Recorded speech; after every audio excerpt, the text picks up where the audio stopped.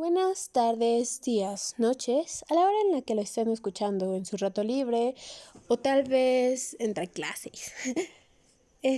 Bienvenidos a este episodio, Los héroes no tan conocidos de la independencia, por Brianda Abril López Ibarra. Para entrar en ambiente, ¿qué es la independencia? La independencia no fue un hecho aislado, fue un producto de varios factores, tanto internos, que son los acontecimientos que se desarrollan en la Nueva España, como externos, lo que sucedió en otras regiones o lugares, pero también tiene una repercusión en la Nueva España. Entre los internos podemos encontrar las reformas borbónicas, el criollismo, la explotación del pueblo, hasta el impacto de la crisis política de España. Y entre los externos podemos encontrar la revolución industrial, la ilustración, la independencia de las 13 colonias, la revolución francesa y la invasión francesa a España. La independencia está dividida en 4 etapas según cómo les afectaban las causas y los personajes involucrados. Aparte del desarrollo de la independencia mexicana, también por eso dividía a estas 4 etapas. En esta investigación, ya que es un podcast de una investigación, se les hablará acerca de la segunda etapa, la etapa de organización, que duró desde 1811 hasta 1815, iniciando con la muerte del personaje más célebre en toda la actualidad de toda la independencia, hasta la muerte del personaje célebre de la etapa 2, José María Morelos y Pavón. Hablaremos de él porque pues es el personaje célebre de nuestra etapa. Pero sabemos que en la etapa anterior el más reconocido era Miguel Hidalgo, aunque la independencia exactamente no la quería. Por algo, Allende, su sombra, se separó de él. Es decir, hasta el virrey impuesto Félix María Calleja deseaba más la independencia que nuestro gran héroe libertador, Miguel Hidalgo. Pero retomando nuestra pregunta, ¿por qué él? ¿Por qué él tiene que ser el más reconocido? Teníamos otros personajes célebres en el momento. Por ejemplo, los hermanos Galeana, Pablo, José Juan y Meregildo. Los hermanos Bravo, Miguel, Víctor, Maximiliano, Leonardo y Nicolás. Además de Vicente Guerrero, José Mariano Herrera o Mariano Matamoros. Pero, ¿por qué él es el más reconocido? ¿Será por sus hazañas o por su historia antes de la independencia? Entre muchas otras cosas, puede que sea el renombre que tuvo antes de que iniciara esta segunda etapa, si es que tuvo renombre. Al menos aquí descubriremos otras cosas de Morelos y Pavón. ¿Será que él también tenía una sombra como Hidalgo? La meta de la segunda etapa. En esta segunda etapa, es característico que no era desordenada como nuestra primera etapa. Ya veremos por qué. Después de la muerte de Miguel Hidalgo, a quien nuestro personaje del que hablaremos en un momento había conocido mientras estudiaban, una de las personas que más se esforzó por lograr una verdadera independencia, sin estar del lado del rey Felipe VII, fue Ignacio López Rayón.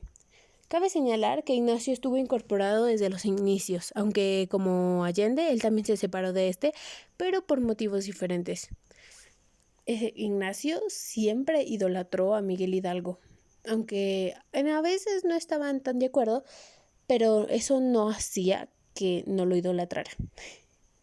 Él siempre buscó una igualdad entre personas y un derecho de la soberanía nacional. Específicamente, en esta etapa, se buscaba una igualdad, así fueran criollos, mestizos, mulatos, etc., proponiendo un sistema republicano, es decir, un sistema donde el poder recae en los ciudadanos, quienes lo ejercen a través de sus representantes, los gobernantes, que eligen. Esto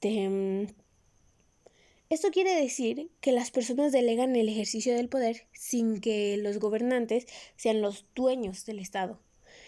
Ignacio López Rayón es bastante benéfico en esta parte de nuestra historia.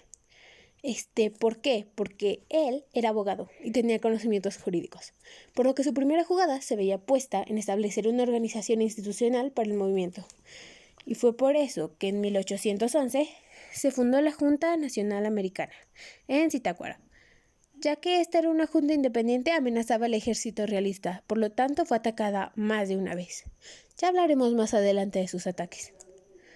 José María Morelos y Pavón formaba parte de la Junta Nacional Americana. Estaba involucrado en los asuntos de esta misma, lo que conllevaba a hacer una constitución.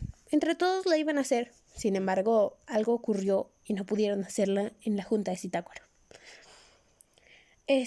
Por lo cual, cuando Morelos encuentra el significado de los problemas nacionales, escribe Sentimientos de la Nación, que es un documento donde reunió en 23 puntos la esencia de la lucha de la independencia. Estipuló la libertad de América, la disolución de un gobierno central y una autoridad representativa y su distribución en 3 poderes, los cuales todos conocemos, o algo así, legislativo, ejecutivo y judicial, en la que reconoció a la religión católica como única y oficial en los territorios americanos e instituyó la conmemoración del 16 de septiembre como fiesta nacional, para reconocer el heroísmo que dio inicio al movimiento de independencia encabezado por Miguel Hidalgo y Costilla y los capitanes Ignacio Allende y Juan Aldama, por lo cual este escrito se considera una especie de borrador de la Constitución. La importancia que tiene este documento no se dimensionó en su momento, pero con su llegada tuvo eco en todos los aspectos sociales, que eran traducidos en garantías fundamentales para las personas de un naciente gobierno. Por lo cual, como podemos ver aquí, nuestro buen amigo José María Morelos y Pavón se le ocurrió la grandísima idea de hacer la conmemoración del 16 de septiembre que todos hacemos, el grito de la independencia. Es por esto, gracias a este compa, es que tenemos el grito de la independencia.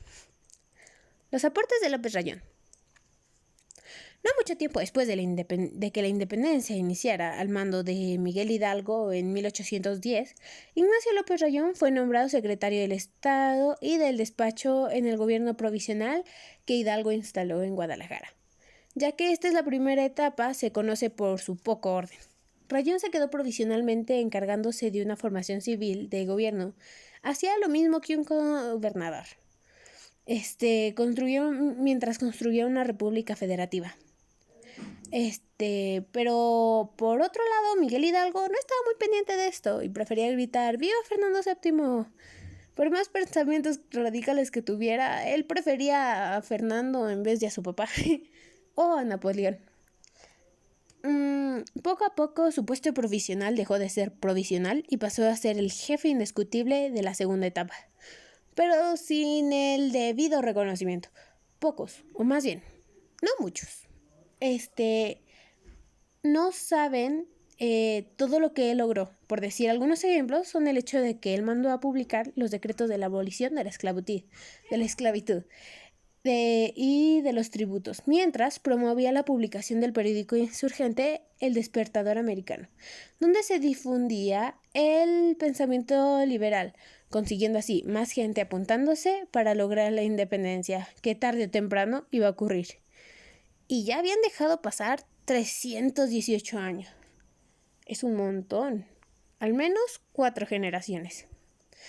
Lo más curioso de todo esto es que, aunque sabemos que trabajaban juntos José María Morelos y Pavón e Ignacio, no eran amigos.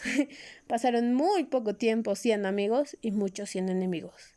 Tal vez porque sus personalidades chocaban o ambos eran tan buenos que uno de los dos temía no tener crédito. Tal vez ni siquiera era por el crédito. Por lo poco que sabemos gracias a otros documentos es que ellos chocaban muchísimo, a pesar de que buscaban lo mismo, la independencia de México sobre España. O sobre cualquiera que quisiera interponerse, que quisiera decir, ay, yo reclamo a este pueblo como mío, porque, pues no. Gracias a los múltiples ataques a la Junta Americana de Zitácuaro por parte del virrey Félix María Calleja, quiero aquí hacer un paréntesis. Se supone que nuestro virrey quería más la independencia que Miguel Hidalgo. Pero bueno, estaban atacando a su gobierno. No lo estaban atacando realmente como con armas, sino como con política, sí lo estaban haciendo. Entonces, por eso, pues, cuando empezaron estos ataques, decidieron dejar Zitácuaro y por eso fue disuelta en 1813. Pero no tardó tanto para que José María Morelos y Pavón tomara la idea de Ignacio y convocara al Congreso de Chilpancingo, al cual, obviamente, asistió López Rayón como diputado de Guadalajara para poder escribir una constitución, la Constitución de Apatzingán, junto con el resto de los diputados electos por Morelos, excepto uno. No recuerdo el nombre, sin embargo uno de ellos fue electo por todos los demás en una votación. Y aunque Ignacio no firmó el documento por cuestiones de salud, contribuyó en él, y es por eso que no parece justo que no se le da el debido reconocimiento, siendo así que muchos no tienen ni idea de quién es. Los brazos de Morelos. Hermenegildo Galiana era militarmente el brazo derecho de María Morelos y Pavón, pero lo más seguro es que no lo conozcan si no son maestros de historia o historiadores o redactadores de la historia o algo que tenga que ver. Claro, menos que hayan puesto atención en sus clases de historia, en las cuales obviamente nunca lo reconocen. Y nuestro segundo brazo, el izquierdo, Mariano Matamoros, es un poco más conocido. El primero era estratega y el segundo el de batalla, que cumplía con las estrategias de Hermenegildo. Eran algo así como uña y mugre, pero no tengo idea si se llevaban bien. Hermenegildo Galiana era una estratega impresionante e increíblemente hábil, pero ¿qué tenía de diferente para no ser reconocido? Fácil. Contrario a Ignacio o a Miguel Hidalgo, él no era un abogado o un sacerdote. Era un hombre un poquito más humilde, un hombre ranchero, dirían algunos. Por eso no es de sorprender que no sea reconocido, en especial en esas épocas donde importaba más qué tan español eras a qué tan buena gente podría ser. Mientras más acomodado, más aceptado serías. Esa era la norma. Por otro lado, Mariano Matamoros era un poquito más aceptado que su contrario, ya que era sacerdote y militar. Por algún motivo se suponía que era mejor que Hermenegildo. Al él seguir las estrategias de Hermenegildo, se quedaba con el reconocimiento de un buen trabajo, dejando de lado al vencedor. Parece que en esta batalla popular ganó la fuerza sobre el cerebro. Y con esto llegamos a nuestra conclusión. La segunda etapa de independencia no fue hecha y creada por José María Morelos, como podemos notarlo. Fueron sus sombras, fueron las personas que trabajaron en esto, todos, desde el principio hasta el final, los que lo consiguieron. Y aunque aquí no agregué más que 2 o 3 de estos personajes, es obvio que no son reconocidos como se esperaría. En una pequeña encuesta hecha por mí, hacia mi familia, concluí que ninguno de ellos sabía la existencia de Hermenegildo Mariano Ignacio, y si la sabían, no sabían el porqué de ella. Ay, es que hay una calle que se llama así, pero ¿por qué? No lo sé. Y si... Esto es curioso, porque nos demuestra que la historia enseñada actualmente en las escuelas está decayendo. O tal vez sea lo contrario, ya que nos enseñan más de lo que los enseñaron a nuestros antecesores. Sin embargo, sigue rondando sobre las mismas cabezas, como Miguel Hidalgo, cuando deberían también reconocer a Josefa Ortiz de Domínguez. Es la mujer más reconocida de la independencia, sin embargo, también había más, no solo era ella. Leona Vicario o la Güera Rodríguez, que es mejor conocida por ser la portada del libro de la SEP de primaria, o la Antigua, porque según sé cambiaron la portada, pero no lo sé. Tanto ahora como antes solo les interesaba darle reconocimiento a los hombres ricos, acomodados o a los menos indígenas. Ahora tal vez no sea tan así, prefieren hacerlo un poco más diverso, pero siguen rondando por las mismas casillas. Y es por eso que sé que las escuelas, los padres, los amigos siguen renombrando a los personajes importantes, que sí lo eran, pero se los pone sobre un pedestal, como José María Morelos y Pavón, sin preguntar a los menos afortunados su versión de la historia. No tenemos documentos en esos momentos sobre los que perdían a sus familias, cómo hacían tal vez los funerales. No tenemos ese conocimiento porque en ese momento les interesaba un comino. Aunque hacen parecer a los héroes de la patria como únicos, independientes y unos santos, no lo eran exactamente. También los hacen ver como unos todopoderosos héroes, cuando en realidad estos solo pasaron por encima de sus aliados, o simplemente tuvieron un papel más reconocible en la lucha. Por ejemplo, Napoleón Bonaparte no hubiera podido conquistar el mundo sin sus tropas.